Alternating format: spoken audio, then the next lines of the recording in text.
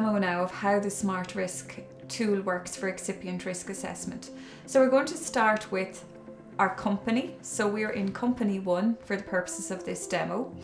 And we've set up one excipient, so excipient 1.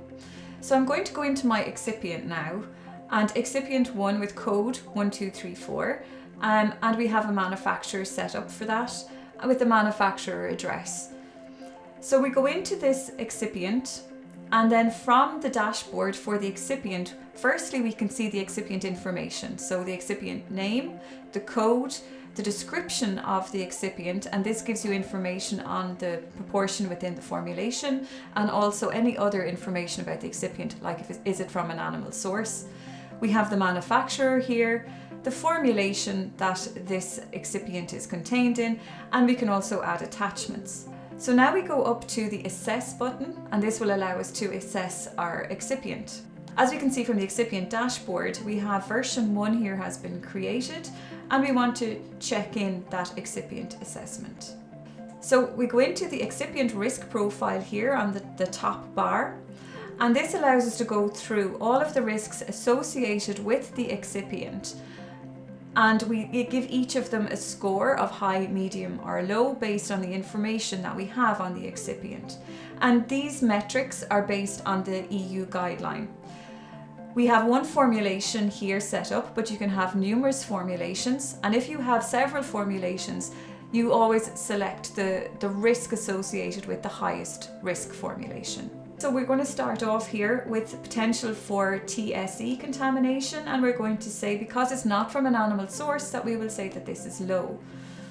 Potential for viral contamination, again, we will say it's low. And as you can see here, we get guidance comes up on the right hand side every time that we select one of these parameters or one of these metrics to assess.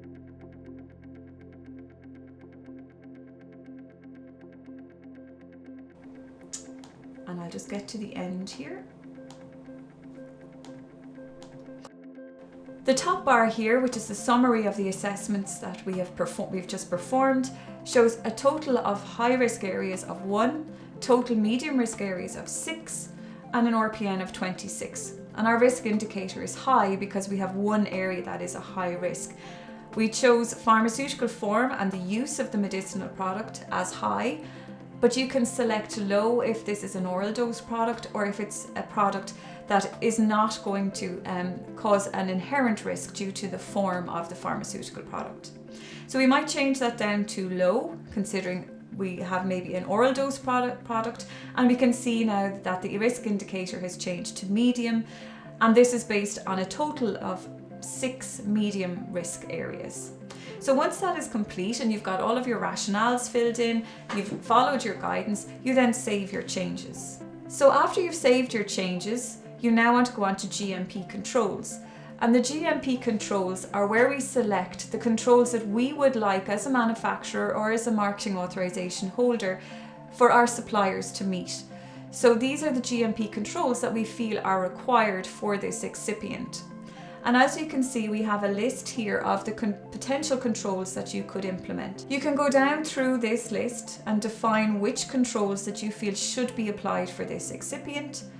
And then you look at the ways that you are going to verify these controls when you move on to the supplier risk profile. You can go down through this list and define which controls that you feel should be applied for this excipient. And then you look at the ways that you are going to verify these controls when you move on to the supplier risk profile. So now that I can save my changes for this medium risk excipient, I now go on to the manufacturer's risk profile. And I select into this, and very similar to the first assessment, I now go through my manufacturer information after I've performed my audit as I've defined in step 2, and I define whether or not they meet the GMP controls that I have set as a manufacturer or marketing authorization holder. When I go back up to the top, my manufacturer risk profile has been defined. I have a total of 0 high risk areas, 1 medium risk area that I've selected. I have an RPN of 17, and now my overall QMS risk profile is low, which means that they are meeting the requirements that we set out in step 2. Once that is complete, I can then save my changes. and I have saved my manufacturer risk profile, and I have an option here now to go into my summary screen. So my summary screen tells me that in version 1 of my excipient risk assessment, the excipient risk, so the risk of the excipient in the formulation of the finished product, the risk is medium based on the characteristics of the excipient and the characteristics of the product. But my manufacturer risk is low, so they meet the GMP controls that I set in step 2. I can see the summary of the excipient risk profile, I can see the material code and the RPN, and I can go back in here and review the profile if I wish to. On the manufacturer risk profile, I have a similar summary. I can also go back in and view the profile, or now I can complete the assessment. So I press complete assessment and I insert my password.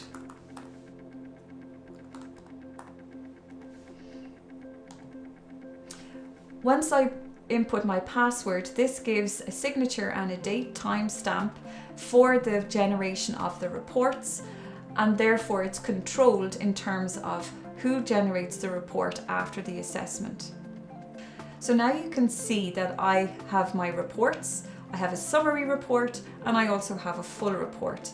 I have my assessment data, and I also can export my assessment if I want to put it into another system.